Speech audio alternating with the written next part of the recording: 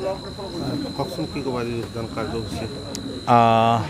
আজি শুক্লাই চেৰফাং ব্লক UPPLৰ উদ্যোগত শুক্লাই চেৰফাঙৰ বহুত PPFৰ কৰ্মী আজি UPPLত যোগদান কৰিবলৈ আগ্ৰহ প্ৰকাশ কৰিছে আৰু হিচাপে আজি ইয়াত যোগদান কাৰ্যসূচী ইয়াত আয়োজন কৰা হৈছে।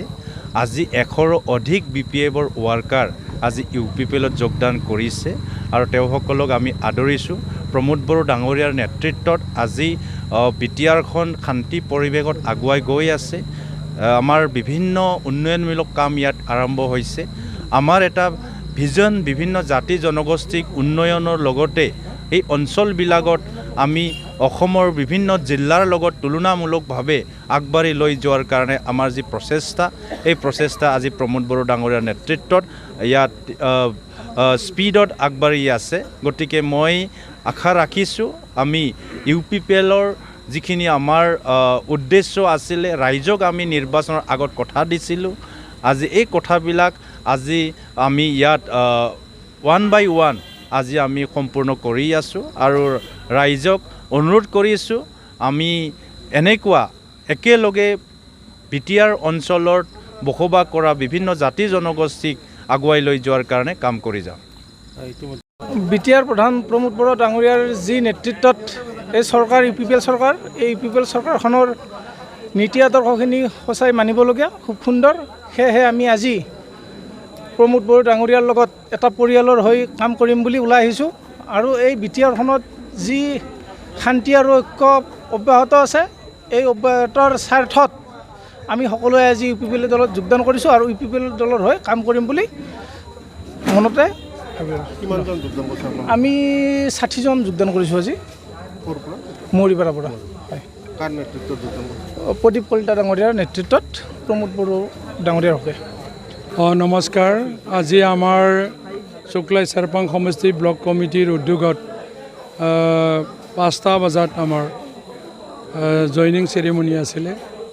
বিভিন্ন দল সংগঠনৰ ফালৰ পৰা আমাৰ UPPL দলৰ নীতি আৰু আদৰ্শ আৰু শিৱ মহোদয়ৰ যিটো 3 বছৰীয়া বয়সত যি কৰ্মৰ ক্ষেত্ৰত যি মানে উন্নয়নৰ দিশটো চাই তেখেতসকলে আমাৰ দলৰ প্ৰতি ধাউতি হৈছে আৰু এই হিচাপে আজি 170জনতকৈ অধিক ব্যক্তিজনে যোগদান কৰে আৰু সেই অনুষ্ঠানৰ সন্মানীয় আমাৰ তামোলপুৰ জিলাৰ সভাপতি তথা বিধায়ক জলেন দৈমাৰী ডাঙৰীয়াও আছিল আৰু মোকো এই ব্লক কমিটিয়ে মাতিছিলে। হিচাপে মই আহিছোঁ। আমাৰ গড়েশ্বৰ ব্লক কমিটিৰ সভাপতিৰ পৰা আদি নেতাবন্ধু সকলো আহিছে, সকলো ইয়াৰ কেন্দ্ৰীয় নেতৃবৃন্দ সকলো আহিছে। মাননীয় আমাৰ যেনেকৈ খগেন ডেকা অন্যতম সম্পাদক তেখেতো আহিছে। হিচাপে আজি মানে যি 170জনতকৈ অধিক ব্যক্তিসকলে অৰাজনৈতিক দলতো আছিলে আৰু কিছু অন্যান্য মানে দল সংগঠনৰ পৰা তেখেতসকলে দায়িত্ব লোৱা ব্যক্তি আছিল। এই হিচাপে তেখেতসকলে যোগদান কৰিছে আৰু তেখেতসকলৰ কথাত আমি গম পালোঁ যিহেতু যিখিনি আঁচনি 39টা ডিপাৰ্টমেণ্টৰ যিখিনি আঁচনি, এই আঁচনিৰ ক্ষেত্ৰত তেখেতসকলে আপলোড হোৱা বুলি কৈছে। যেনেকৈ বৈশ্যমতী আঁচনি, যেনেকৈ মানে ডিলিমিটেশ্যনৰ দ্বাৰা সমষ্টিবিলাক বাঢ়িছে, যেনেকৈ গড়েশ্বৰ সমষ্টি বিধানসভা হিচাপে বাঢ়িল, ঠিক এনেকৈ আজি জিলাটো বাঢ়িব বুলি গম পাত জিলাটো হ'ল তামোলপুৰ জিলা হিচাপে। আজি মেডিকেলটো হৈছে হিচাপে এইখিনি ৰাইজে মানে যিখিনি কাম ইয়াৰ ক্ষেত্ৰত অলপ আকৰ্ষিত হৈছে আৰু বৰ্তমানৰ যিখিনি শক্তি, যিটো চুক্তিৰ যি কথা কৈছে, এই চুক্তিৰ কথা মতে ফল হোৱা বুলি কৈছোঁ।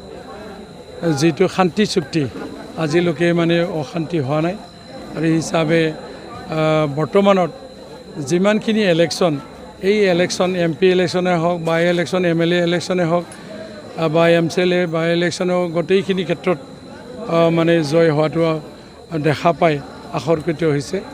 হিচাপে আজি তাৰিখত আমি ক'ব পাৰোঁ বৰ্তমানৰ UPPLৰ স্থিতি খুবেই মানে ষ্ট্ৰং আৰু নেক্সট চৰকাৰ যে আমি গঠন কৰিব পাৰিম এইটো নিশ্চিত বুলি আমি ক'ব পাৰোঁ আৰু যিখিনি সময় আমাৰ আছে এইখিনি আৰু যথেষ্ট কিবা মানে উন্নয়নৰ কাম কাজ যদি ৰৈ আছে সেইখিনি খুঁটি নাটি আগবাঢ়ি নিব পৰা সময়খিনি আমাৰ হাতত আছে আৰু হিচাপে প্ৰতিদিনে প্ৰতি মুহূৰ্ততে বিভিন্ন সমষ্টিত 100তকৈও অধিক এনেকুৱা সৰু সুৰা জইনিং হৈ থকাটো আমি দেখি আছোঁ মানে নিউজত বা যিকোনো অনুষ্ঠান আমি দেখিছোঁ বৰ্তমান তাৰ কাৰণে মই কৈছোঁ মাননীয় প্ৰমোদ বড়ো ডাঙৰীয়া যিদিনালৈকে থাকিব বিটিআৰ চৰকাৰ পজিশ্যনত যেতিয়ালৈকে থাকিব শান্তিকে থাকিব পাৰিব বুলি আশা কৰিছে বিভিন্ন দল বিভিন্ন জাতি জনগোষ্ঠী সকলে আঁকোৱাই লোৱাটো আমি দেখা পাইছোঁ